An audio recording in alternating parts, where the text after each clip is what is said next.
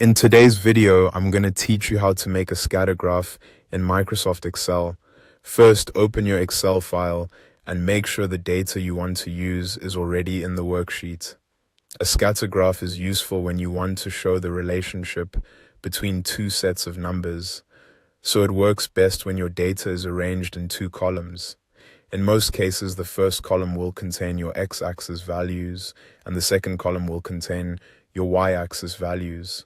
Once your file is open, highlight the full data set you want to turn into a scatter graph.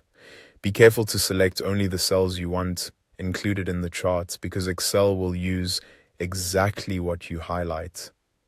If your data has headers, you can include them as well, since that can help make the chart easier to understand later. After selecting your data, go to the ribbon at the top of Excel and click the Insert tab. This is where Excel keeps all of its chart tools. In the Insert tab, look for the option called Insert Scatter, XY, or Bubble Chart. Click that button to open the Chart drop-down menu. From the drop-down, choose Scatter. As soon as you click it, Excel will create the scatter graph for your selected data and place it into the worksheet. This gives you a quick visual of how your two variables relate to each other. Excel plots each row as a single point on the graph. That means every pair of values in your data becomes one dot.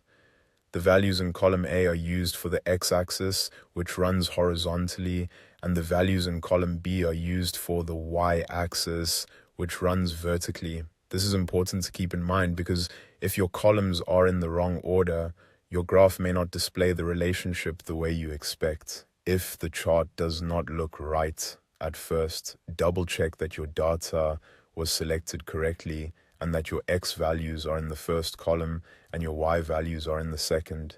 Even a small selection mistake can change the chart results. And that's it.